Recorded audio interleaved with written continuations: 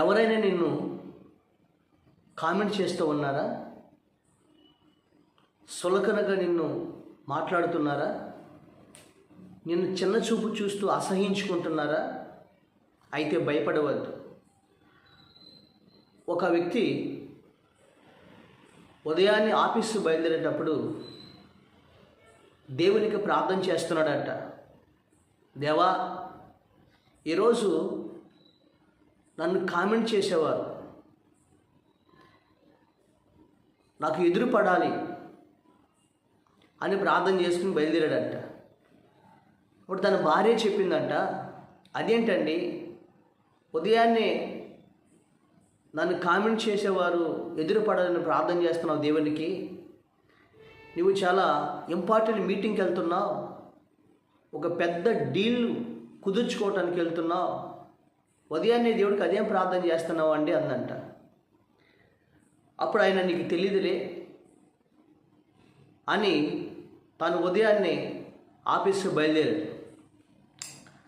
అలా బయలుదేరుతూ ఉండగానే ఒక వ్యక్తి ఆయనకి ఎదురుపడ్డాడు. ఎదురుపడి అప్పుడు అంటున్నాడు, అతను చూసి, ఛ, ఉదయాన్నే నేను వీడు ఎదురుపడ్డాడేంటి,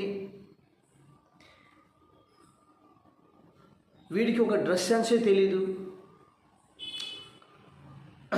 ఒక డ్రెస్ సెన్సే తెలీదు, వీడిని చూస్తేనే మూడు ఖరాబ్ అయిపోతుంది అని అతని వినబడేటట్లుగా పెద్దగా మాట్లాడాడంట. వీణెవడో ఈ కాలనీకి సెక్రటరీగా పెట్టాడని పెద్దగా మాట్లాడంట. ఆయన ఏం మాట్లాడకుండా నవ్వుకుంటూ ముందుకు వెళ్ళిపోయాడంట. అలా వెళ్ళి ఆఫీసులో అడుగు పెట్టాడో లేదో, తనతో పాటు ఉద్యోగం చేసినటువంటి తన కొలిక్కి ఎదురుపడాడంట. ఎదురుపడి వెంటనే అన్నాడు, వీడికి నేను చాలాసార్లు చెప్పాను, వీడి పక్కనే ఒక గంట ఎవరైనా కూర్చుంటారా? వీడి దగ్గర చెమట కంపు కొడుతుంది, వీడికి ఒకటి డీల్ ఇస్తారు అని ఆఫీసులో తన కొలిక్కే కామెంట్ చేస్తున్నాడు పెద్దగా. ఈ నవ్వుకుంటూ ముందుకు వెళ్ళిపోయాడంట.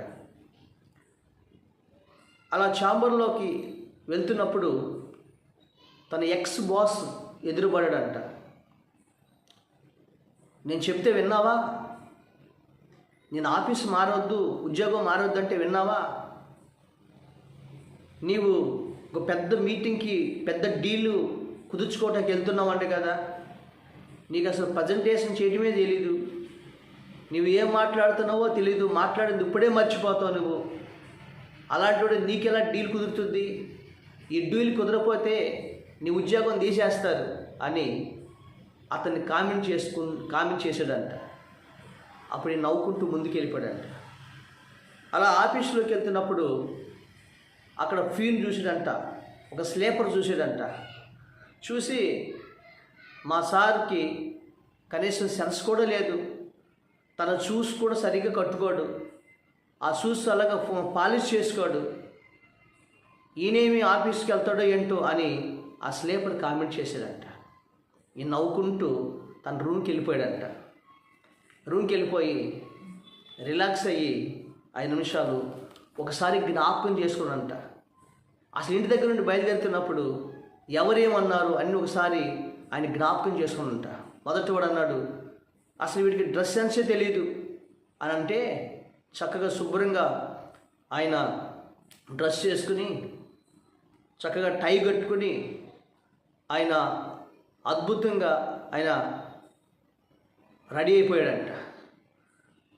తర్వాత రెండోవాడు కొలిక్కి చెప్పాడు, వీడి దగ్గర ఎప్పుడు కూడా చెమట కంపు కొడుతుంది, 10 నిమిషాలు ఒక గంట సేపు వీడితో మీటింగ్ కూర్చోనంటే చక్కగా స్నానం చేసుకున్నాడు, ఈయన చక్కగా అద్భుతంగా సెంటు కొట్టుకున్నాడు, నీట్గా తయారైపోయాడంట. తర్వాత మూడోసారి చెప్పాడు, వీడి ప్రజెంటేషన్ చేయడమే రాదు అన్నప్పుడు ఆయన పాయింట్ టు పాయింట్ చక్కగా నీట్గా రాసుకున్నాడంట. ఏం చెప్పాలి, ఏం ప్రజెంటేషన్ ఇవ్వాలి, పాయింట్ టు పాయింట్ చక్కగా నీట్గా రాసుకున్నాడంట. తర్వాత స్లీపర్ అన్నాడు, ఈయనకు షూ కట్టుకోవటమే రాదు. ఆవిడ శుభ్రంగా షూ పాలిష్ చేసుకుని చక్కగా షూ వేసుకున్నాడంట. అప్పుడు బయలుదేరుతున్నప్పుడు చక్కగా షూ వేసుకున్నాడు, టై కట్టుకున్నాడు, అద్భుతంగా స్ప్రే కొట్టుకున్నాడు, సెంటు కొట్టుకున్నాడు, నీట్గా రెడీ అయిపోయాడు. ప్రజెంటేషన్ పేపర్ తీసుకున్నాడు, వెళ్ళి మీటింగ్లో కూర్చున్నాడు, అద్భుతంగా ప్రజెంటేషన్ ఇచ్చాడు. ఆ పెద్ద డీల్స్ కుదుర్చుకుని విజయంతో తిరిగి వచ్చాడంట. దేవుని స్తోత్రం కలిగినగా. అప్పుడు ఆ తృణీకరించి వారందరూ ఈయన బాస్ అయిపోయాడు, ఈయన కింద పనిచేయటానికి వచ్చారు. ఈయనే పెద్ద బాస్గా మారిపోయాడు. వాళ్ళందరూ కూడా ఈయన దగ్గర వర్క్ చేయాల్సి వచ్చింది. అంత ఉన్నతంగా అతన్ని ఉన్నత స్థానంలో పెట్టేశాడు. ఉన్నతమైనటువంటి అధికారిగా మార్చేశారు అతన్ని. ఈరోజు నీ జీవితంలో కూడా మిమ్మల్ని కామెంట్ చేస్తుంటే వాళ్ళకు దూరంగా వెళ్ళిపోవద్దు. ఎవరైనా మిమ్మల్ని హేళన చేస్తుంటే అసహించుకోవద్దు. తెలుసా, చెవులు మూసుకుని వెళ్ళిపోవద్దు. దాని ద్వారా మనం సరి చేసుకోవాలి. మనం ఏమి నేర్చుకోవాలి. అలా నేర్చుకుని ఒక ఛాంపియన్ అవ్వాలన్నా, ఒక గొప్పవాడు అవ్వాలన్నా, వాడి జీవితం అన్నీ సరి చేసుకుని నేర్చుకున్నప్పుడే వాడు గొప్ప స్థానానికి వెళ్తాడు అన్న విషయాన్ని మనం మర్చిపోకుండా ఉంటే నీ జీవితంలో, నీ లైఫ్లో సక్సెస్గా నీ జీవితాన్ని సాధిస్తావని ఈ యొక్క వ్యక్తి ద్వారా మనం నేర్చుకుంటున్నాం.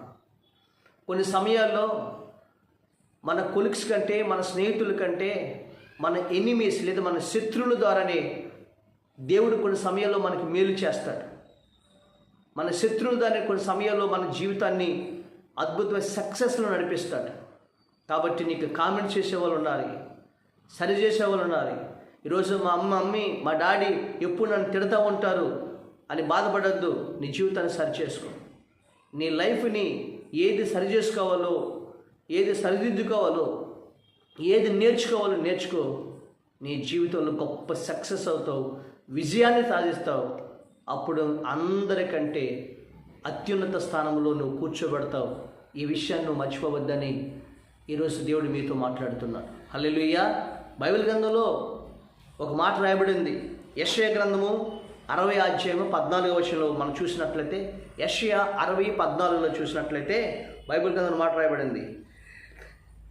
నిన్ను బాధించిన వారు సంతానపు వారు వచ్చి నీ ఎదుట సాగిలపడతారు. నిన్ను తృణీకరించే వారందరూ వచ్చి నీ పాదముల మీద పడతారు. ఒకరోజు నేను ఎవరైతే కామెంట్ చేస్తున్నారో, నేను ఎవరైతే అసహించుకుంటున్నారో, ఎవరైతే హేళన చేస్తున్నారో వారందరూ ఒకరోజు నీ ఎదుటికి వచ్చి నీ పాదముల మీద పడేటట్లుగా దేవుడు చేస్తాడు. దేవుని స్తోత్రం. కాబట్టి జీవితంలో అన్ని విషయాలను సరిచేసుకో, నీ జీవితంలో నేర్చుకో, సరిదిద్దుకో. నువ్వు గొప్ప స్థితిలోకి వెళ్తావు. నిన్ను తృణీకరించి వారందరూ వచ్చి ఒకరోజు నీ కాళ్ళ కింద పెడతాడు. నిన్ను దేవుడు ఉన్నత స్థానంలో పెట్టబోతున్నాడు. దేవుడు నిన్ను దీవించును గాక. ఆమేన్. పరిశుద్ధుడు అయిన మా తండ్రి, ఇదిగో నీ వాక్యం ద్వారా ప్రభా మా అందరి జీవితంలో గొప్ప కార్యం జరిగించి దీవించి మహిమ పొందమని యేసు క్రీస్తు నామంలో ప్రభా మేమేం సరి చేసుకోవాలో, మేమేమి నేర్చుకోవాలో, మేమేం సరిదిద్దుకోవాలో మా జీవితాన్ని సరిదిద్దుకొని ప్రభా మేము సక్సెస్గా విజయం సాధించడానికి, అన్ని విషయాలు గొప్ప విజయం సాధించే కృప దయచేయమని యేసు నామములో అడుగుచున్నాము తండ్రి. ఆమేన్.